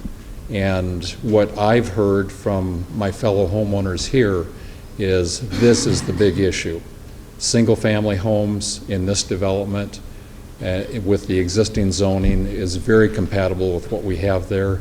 And I just really encourage you to take into consideration that most adjacent homeowners do not want this townhouse and density that you are considering now. Thank you. Can I add one thing? Oh, actually, we just go around once per person. All right. All right. Come on up. If you guys, if you want to, if you're still planning to talk, go ahead. You can line up in the aisles if you like. Thank you, Mr. Larson, for helping with visuals. Yeah. Just the up and down arrows that I get to them. Yeah, we'll just. Thank you. Drew, appreciate it. My name is Dylan McFarland. I live at 2705 Roderick Way, which here would be two houses to the north, I guess, of where Hamilton Way is, right on the corner there. The cul-de-sac. I'm an attorney here in town. I don't do zoning law. More of a personal injury type person, so I look at safety issues. One of the things that I look at when I see this development, and to be fair to everyone, and this echoes what we said already, is we understood there'd be a development next to us at some point in time. And no one here has an issue with development and housing in Missoula. What we do have an issue with is the type of housing that's proposed and the type of zoning, the 5.4, which goes from the R10, which is, again, 4 to 5 houses per acre, to a situation where you're fitting in these multifamily units, which is something that none of us contemplated when we purchased our land and built houses on our land. There was mention that there was one other townhome built in this area. It's on the other side of Grove Street, and that is correct. That townhome was finished in the spring. I know because I was part of the litigation with easements that had to do with that townhome. As I understand it, one of those is sold. The other one has not been sold in the 8 months it's sat there. And there's a reason for that. It doesn't fit the area. It's something different than, again, whatever all of us have become accustomed to in the Orchard Home area, Target Range area. That area of Missoula is unique and distinct, and it's a reason that we built our houses where we did. As a parent, I do have 2 4.5-year-old twins, and I want to get down to this is Hamilton Way. We're talking about another 105 vehicles, 109 vehicles. I live on the north part of this.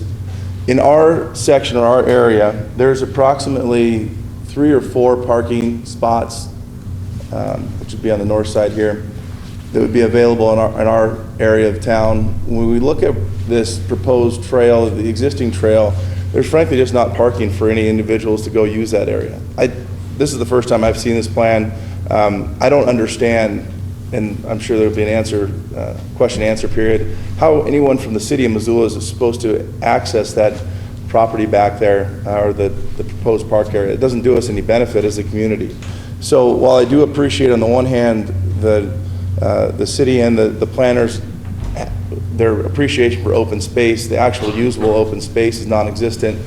And we here in Missoula know what happens with open space is inaccessible. It turns into a place where our transient community tends to populate. And it's already somewhat of an issue in our area, and no one's commented on that. Everyone has a right to live. I don't have an issue with that, but again, as a parent, I have some concerns.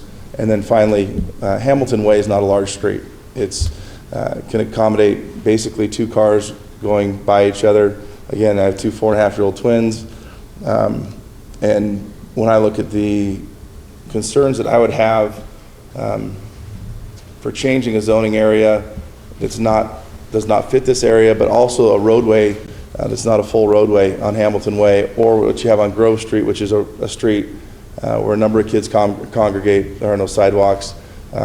You're going to have some potential liability issues down the road, forcing these types of developments into areas where they don't belong. So I appreciate your consideration. Last point, procedurally, there's a problem going forward, is a number of the people in our community have not received notice, which is step one, and I see that as problematic. But I do appreciate your time, and thank you for letting me speak. Thank you, Mr. McFarland. I think there was one more person who was going to speak.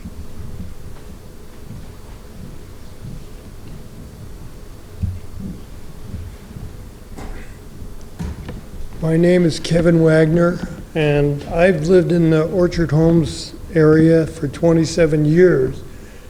And originally, it was a very bucolic area. Our principal neighbors were cows, llamas, and horses. And I understand that Missoula is a fast-growing community.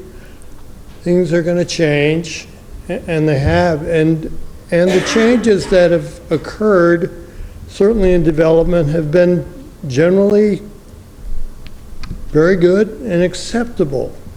But Grove Street, as was mentioned, Grove Street is a straight line in which I've seen incredible misbehavior on that road. It's very dangerous for all the children that are there now. And as we increase traffic, that will only increase the dangers.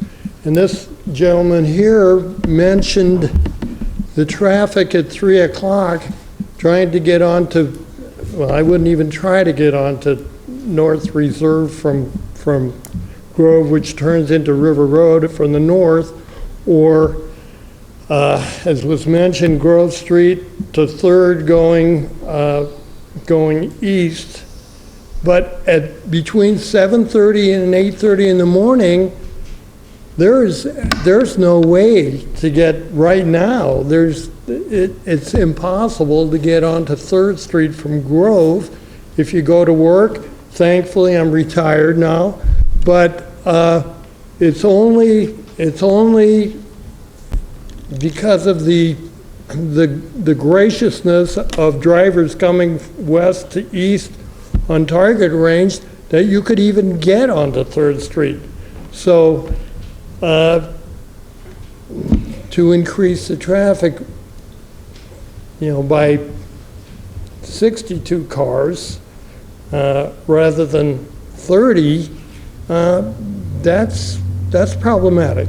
It's going to make a bad situation worse, and I have no idea how that can be rectified because of the nature of Grove and 3rd, plus the danger of the little kids along Grove without sidewalks is a constant in the morning. So I thank you. Thank you, Mr. Wagner. Any more public comment? Okay. I don't see anyone making a last second run towards the podium. Okay, I'm going to close the public hearing. And we will go to questions from City Council. Ms. Bentley. I wanted to ask Drew or Mary to come up and talk about the certified mail issue. Thanks. Certainly. Drew Larson, Development Services. For annexation and zoning upon annexation, it doesn't quite fall under the rezoning qualifications of state law. The only notification that must go out is 2 consecutive days, at least 6 years apart, advertised in a local newspaper, which did occur. I think you mean 6 days, not 6 years. You're right. I also was calling it Riverside all night, and it's Streamside. I had side and stream and some sort of water body, correct? Anyways, yes, no, 6 days apart. And so no notification did not go out for the zoning upon annexation or annexation. The conditional use is certified mail, and we do mail that within 150 feet. Approximately, if memory serves, it went out to about 35, and 6 to 8 were returned to the city as undeliverable. And so those certified mails, you do have to be present to receive them, or you have to go down to the post office to receive them. Does that answer your questions? Do you need? So just in terms of process for certified mail, because I think maybe we're not all familiar with that. The post office provides some kind of receipt for that. We have some proof Yes, of that. yeah. So we for our have the findings. little stickers that who it all went out to, and they have to sign to receive that letter. Okay. The homeowners. I think it'd be good to get that into the record. So you're asking, Or can we get that into you're the asking record? staff to let us know on the record who did receive them? Yeah, I'm wondering if we can get those receipts into the record. I'm not sure if we receive receipts back from the post office. I have the this is who we mailed it to portion of that certified mailing. But I think the question was, if you send something certified mail, someone gets a receipt, right? Not 100% on that one. Point of order. Yes. This is your city clerk, and I do central mail for the city. So there's certified mail that says, and that's a service provided by the post office that says an item was mailed. It doesn't say it was delivered. Certified mail says it was mailed. Certified return receipt requested is a little green card that you stick on the back of an envelope, and when the letter carrier delivers that item, somebody needs to sign for it. It does not need to be the addressee, but somebody needs to sign saying they received that piece of mail.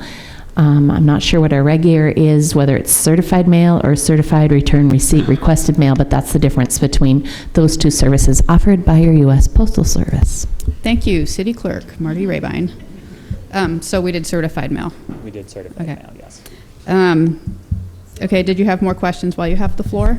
Yeah, I just want to be clear that I would like that, whatever we have for that process, put into the record. I can certainly get you a list of names who I sent the certified mail to. Sure. Okay. I have Ms. West from earlier tonight, and then Ms. Armstrong. So I have some questions related to the X protected by levy issue, because it's one of my favorites. And I'm maybe not the best. I'll see how many answers you have. So I was wondering if maybe I can't remember your name. If you could, Paul. Paul, if you could maybe let us tell us what elevation would be necessary for the site to reach 2 feet above flood level. And then Drew, for you, I was wondering which subdivisions or townhouse developments in the area have the condition to build 2 feet above flood level. I've pulled up a few, and then I also remember that we approved at least one in X protected by levy in my time here that had a condition to build, I think, 2 feet above flood level. So if you could just speak to that. Okay. I don't have that information in front of me, who had to build 2 feet above, who didn't. My understanding is that Streamside actually did a letter of map revision and removed themselves from the floodplain. But I can definitely, I mean, I'll have to research that to get back to you. It looks like Ms. McCrae wants to add something. Mary McCrae, Development Services. So there are a few subdivisions, not townhome developments, but subdivisions that were approved with, that were behind the levee. And prior to the new FEMA map change, they were in a designation that allowed the city, per our regulations, when the subdivision was approved, to recommend that pre and post elevation certificates be provided and the homes be built 2 feet above base flood elevation. One close by is just to the south, Radislaw subdivision. A plat hasn't been filed on that yet. The Gables subdivision, kind of on 3rd and Hyberta, is built 2 feet above base flood elevation, but those were all subdivisions. So today with the new maps, it's Zone X, protected by levee. When council considered the floodplain regulations, there was a recommendation from the floodplain administrator at the time to regulate X protected by levee, to require that. And council decided at that time, since it was non-regulated floodplain areas, to not require it. So it's not in our current floodplain regulations. Follow up? Can anybody speak to how long, when the next FEMA map review is, and whether or not there is, whether or not you think X protected by levee is something that's going to be continued, since the Army Corps of Engineers is no longer certifying levees? The county maintains this levee. I have no idea. It took quite a while for this map revision to get put together over many, many years, so I can't give you an estimate of when the next time that will come around. Ms. Armstrong?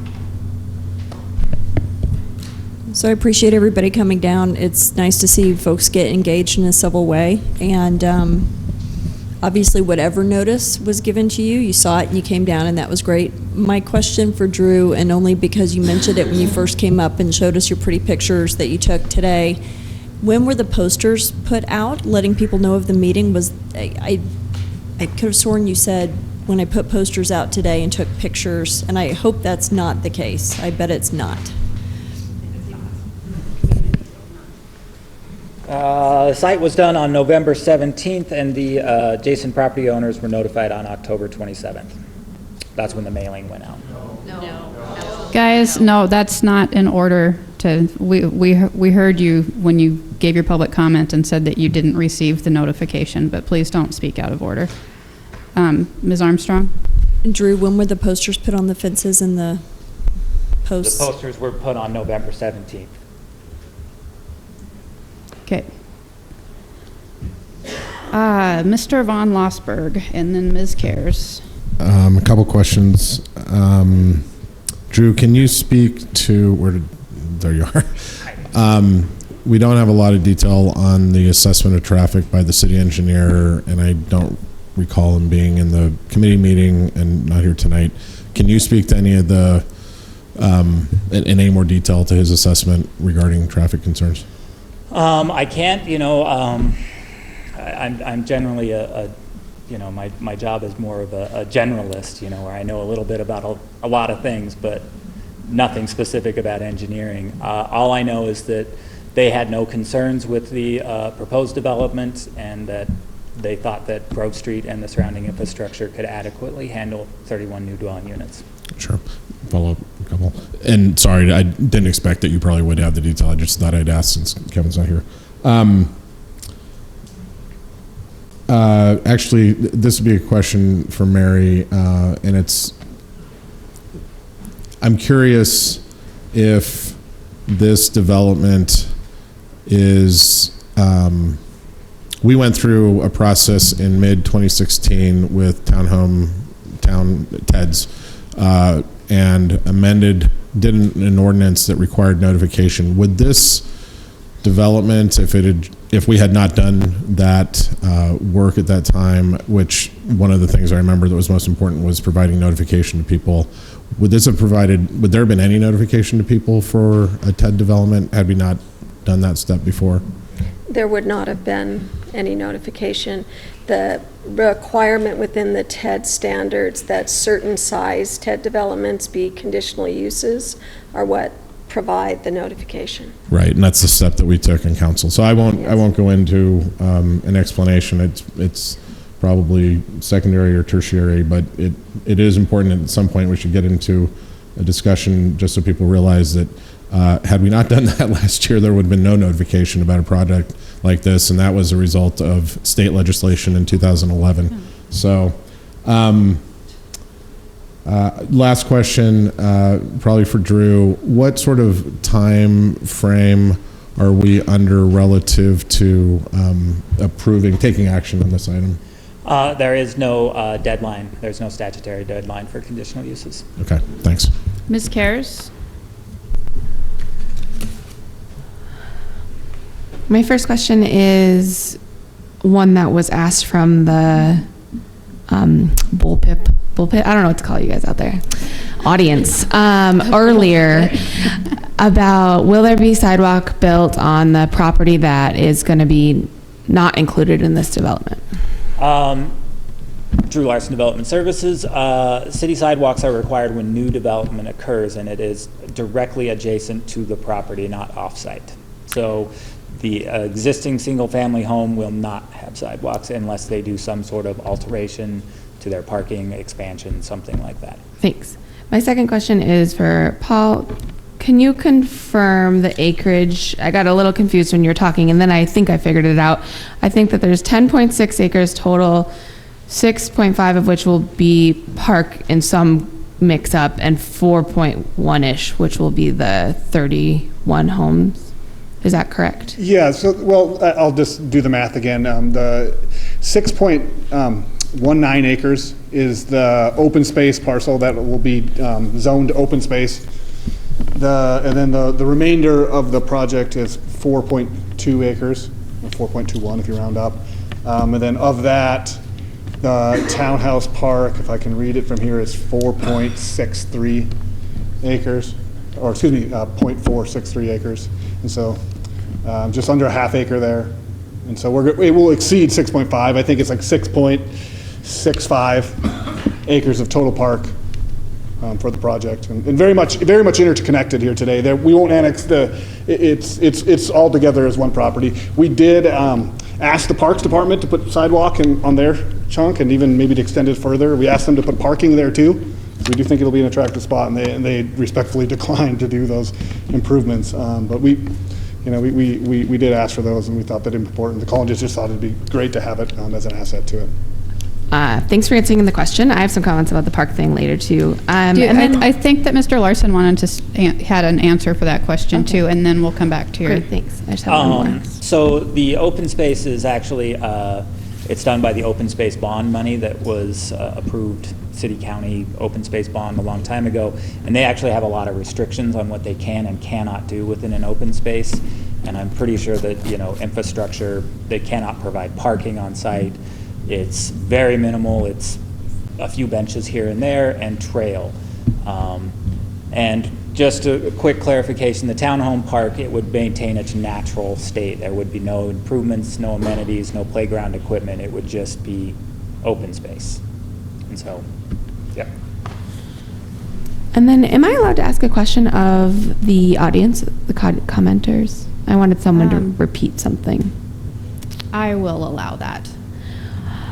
Mr. Hirschenberger, could you, on your page 1 of your item, you mentioned the vicinity plan, and I just wanted you to repeat that part because I needed to hear it again.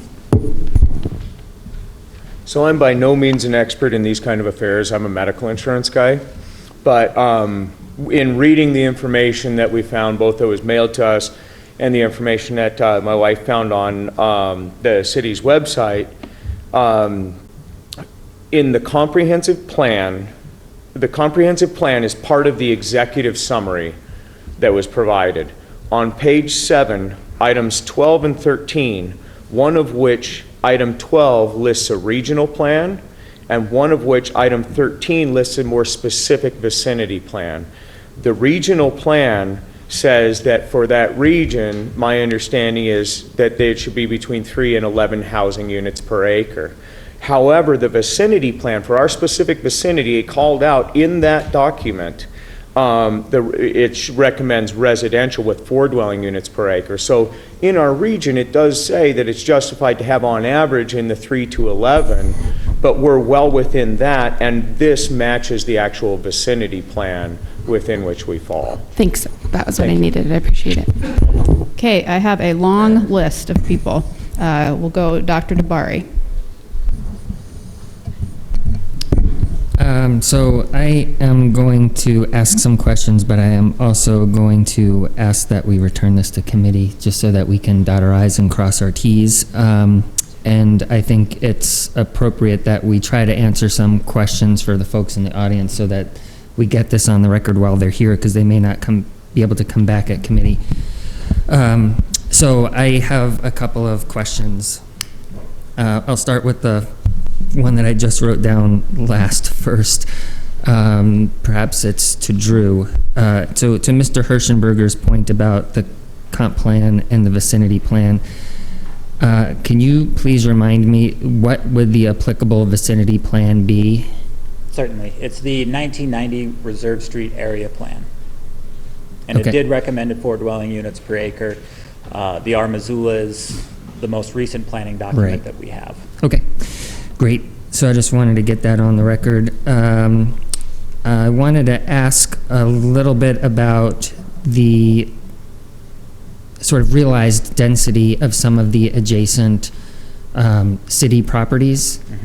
Or not properties, but properties that are within the city limits. Those are the RT10 developments, such as the one just to the North Stream side. So do you know what the sort of realized dwelling units per acre are for, maybe you can flip back to that city limits map. Yeah, one more, yeah.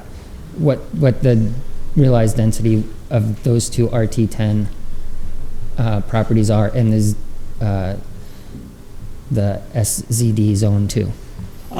So my understanding under the old RLD4, and Mary can correct me if I'm wrong, is that the RLD4 was still 4 dwelling units per acre, but it didn't have a minimum lot size when you preserved open space. And so you could use the density from the roadways. You could use density from essentially lands that you couldn't build on, riparian area. I mean, if your property went across the river, we would use the riverbed calculating the proposed density on the whole site, and so it would be narrowed. I don't know what the full density is. I can't remember how large it is. The approximate lot size is 6,000 to 8,000 square feet, so Okay, so I mean, it's got to be 4 dwelling units per acre on the whole thing, but the actual lot size of the lot size associated with the developed area is around 6,000 to 8,000 square feet. if memory serves, yes. And the proposed lot size for this TED is around 6,000 square feet. Is that correct? Maybe I can clarify that. Yes, please, thank you. Paul Forsting, our units are about 5,200 square feet. If you look at the development directly south, that cul-de-sac, with kind of the branch, you have some lots that range in the 5,400 to 6,000 in larger. North of us, we have the small one is around 55, and there's a bunch of them in the 6,000 square feet. But there are some larger ones. They certainly are. Right below that RT10 right there, that's Renee Court. Those are in the 5,000 range per lot. So. Okay. So when we come back to committee to address this, it'd be good to have some of the actual data that Paul kind of whipped off the top of his head. I think that would be helpful to understand what the actual character of the neighborhood is in terms of lot sizes. And I also wanted to ask a question about building types, because a number of the residents talked about having objection to the building type, but it's my understanding that RT10 also permits by right 2-unit houses and a variety of different housing types, right? It's actually the same list that's available to RT 5.4, correct? Yeah, single detached homes, 2-unit houses, and 2-unit townhouses would be permitted in RT10. Right, so it's an analog in terms of the types of houses that are, or types of housing types that are available. I think those were my questions for the time being. Yeah. So I have a list of people, and I'm gonna call on this list of people. Keep in mind that this is gonna go back to committee. Do you have any idea when you're gonna schedule it? Well, that is the $64,000 question. So we have basically, I think, 2 committee meetings left this year, and that's it. Next week's, or actually, this week's is full, obviously. So the earliest it could be would be the week after, and I have no idea what that schedule's like, so I guess we'll work towards trying to achieve that, and if not, it will be after the first of the year. Okay, Ms. McCray is indicating probably after the first of the year. Okay. Where was I? Ms. West? And you guys can indicate if you're happy getting your questions answered in committee. It's good to get them out so that staff and everyone knows what they are. Yes, if you want to answer tonight, go ahead and say that. I have Ms. West, Ms. Bentley, Ms. Jones, and Mr. Von Lossberg. I just, I didn't get an answer on the raising to the elevation to 2 foot above floodplain, and you probably also don't know that off the top of your head. So if that's an answer we could get at our next committee meeting. Detail if you want to, or we can talk about it later. We can do it in committee. It's probably more appropriate. Thank you. Let's use our microphones, and let's do it in committee. Okay. Ms. Bentley? I was just going to ask about the parking question and ask staff to consider ways, work with the city engineering and parks to find a solution for the parking. So I agree, it could be an issue. Ms. Jones? Did you want to respond? Parking for the park, parking for the project? Parking for the open space. For the open space? Yep, so I don't need an answer tonight. I just want to put that out there and ask you to work with the other departments. Thanks. Ms. Jones? I just wanted to, if you could go a couple slides back. Wait, sorry, forward. You missed it. It's another graphic showing a site plan. There, that one. This one? Yes. Oh, sorry, moving on. That's not a site plan. Actually, it was another one that was in, I think it had a white background. It had there seems to be I wanted to ask you about the trail access to the open space off of Hamilton. There we go, that's it. It's outlined in red. And I just needed you to clarify who owns that property. It looks like it's trail access from Hamilton to the open space, but then it's not. It was dedicated per the Streamside edition as an access. So it's open to the public? Yes. Okay. And then secondly, with the park area that now is going to be dedicated as open space, I just wanted you to clarify, did you say that nothing will be done to it? It will not be landscaped at all, or will it be landscaped per Parks and Rec's requirements for open space? As my understanding is that it will maintain its natural character. That open space bonds doesn't allow you to really improve and do landscaping. It essentially sets it aside as conservation land, and so it needs to be maintained in a certain way. And Ms. Erickson, who's unfortunately ill tonight, has stated that that was her intent with the dedication, is that it would mimic the open space directly adjacent. Okay, thanks. And I don't know if you can clarify it now, or if Mr. Nugent can help, or if we bring this up in committee, but we have a 1995 vicinity plan. We have a 2015 growth plan 20 years later. A lot has changed, of course, and I think some clarification on how the vicinity plan and growth plan interact and what has more weight would be great. I don't know if you can answer that in a couple of sentences, or we put it off till committee. I certainly can't tonight. And then the last thought I wanted to throw out there for committee, and this is to Paul really and the developer. I understand this is more dense than adjacent neighborhoods, yet it's just setting aside zoning, there's a whole spectrum of density, and we're talking about neighborhood character and compatibility. And I have to say, when you see a subdivision and it's all painted the same color, it just doesn't really strike the same good tone. Personally, I think having a palette that maybe is reflective of the neighborhood north and mixes in a little bit better, it's just something that goes down a lot easier. So that's something that perhaps can be discussed at committee in more detail. Mr. Von Lossberg. My questions and requests have been covered by others. All right. I'm just dying to make a comment, but we're not in the comment phase. But I'm chairing this meeting, so I'm going to make a quick comment because I might not be around when this comes back on City Council. And my comments apply whether this conditional use is approved or whether it's a different subdivision, because I just wanted to make some comments about who is using the open space at the end of the trail and who uses the trail.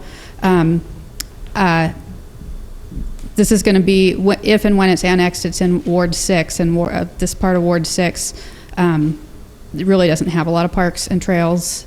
And when the Milwaukee Trail went in, myself and a lot of our neighbors and families and little kids started biking and walking up and down that trail all the time. It's just been a wonderful thing for the neighborhood. And I don't even know how many times my husband and I have run out to Grove Street, and then there's no more trail, and so we turn around and go back. And it will just be really great for all the families to have a little more trail because of the conservation easement, and even having a little area to let your dog run around and turn around and be like, I've got to this destination on the banks of the river, and then go back to the neighborhood will be a really nice thing. I feel like this is going to be a little parcel that's just used by people that get there by foot and by bike, and that people that live there. So that's my perspective on who would be using this, because the question did come up, but that's not related to the zoning or anything like that. And who knows if this will be back by the end of the year. So, okay. Burning questions before we close this. Ms. Karras. Sorry, I walked out. I walked back in and you were talking about just trail access, and I was wondering if I could comment on one thing I had heard from the Parks Department about parking at this site for the park use. I'd asked about parking here in relation to the trail, because I too feel like folks will drive here, not many, but some. And I was kind of looking at it like the 7th Street access for Kelly Island. And there are some concerns that the Parks Department had about that they could go into. But what they mentioned to me was that someday, when the Milwaukee Trail extends past the river to Mullen Road and beyond, the idea is that we could have a trailhead at the wastewater treatment facility, which would provide a lot of parking, and we could then point people there, and folks wouldn't need to park here. And I just thought that was an interesting idea that should be aired, because if you don't know that the Parks Department is thinking about this and worrying about this too, then maybe you think they just don't care. But they're noodling it over, and maybe we'll hear more about that as this process goes forward, but I wanted to share. So thanks for letting me. Okay, and with those two comments on the trail, we are going to move on from this item, and I really appreciate everyone coming tonight to participate in the discussion. You implied that you were sending it back to committee. Do you want to officially send it back to committee? I will officially send it back to committee. Okay, thank you. So that's what's happening. We're going to move ahead. The mayor's not here, so there's no communications from the mayor. General comments from city council, starting with Ms. Armstrong, Ms. West, Dr. Dabari. Before everyone leaves, I just want to thank you so much for taking the time to come out here and talk to us. I think it'll help us work through the deliberative process. Thanks. Thank you. Ms. Bentley?